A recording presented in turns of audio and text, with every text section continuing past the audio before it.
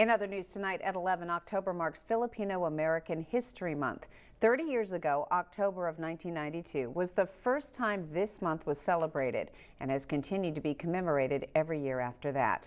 News Channel 3's Samantha Lomibao joins us live in studio tonight with more on the Filipino community out here in the Coachella Valley. Samantha.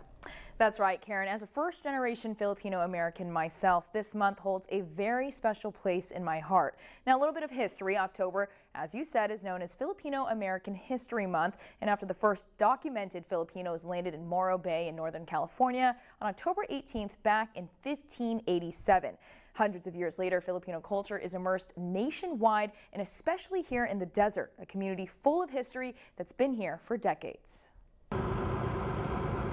In East Palm Springs sits Demuth Park, a place where families and friends gather to enjoy outdoor activities. But what many people don't know is that the Demuth Park neighborhood, previously known as Veterans Tract, is a place where many Filipino farm workers, chefs, and hospitality professionals built their homes, which further expanded after World War II. So my grandfather was actually a veteran of World War II, and there were a lot of other veterans who found affordable homes to build, and they built their homes here in this neighborhood in particular. Edwin Ramoran is the co-founder of Filipino community group Bayanihan Desert. So what does Bayanihan mean? Bayanihan means the idea of community building. Literally, Bayanihan is nation building. But in the case of what we're looking at in Bayanihan Desert, we're looking at the idea of mutual aid, the idea of how community can be part of building this intergenerational dialogue around being Filipino here in the desert.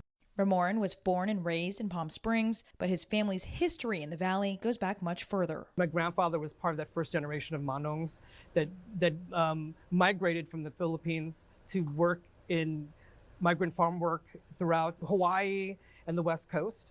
And here in the Coachella Valley, they would also do migrant farm work in especially the East Valley where there's agriculture. By creating Bayanihan Desert, he tells me it's his way of getting the community involved in keeping Filipino heritage alive. To actually really help build that community and civic engagement, opportunities for more intergenerational dialogue, learning from each other.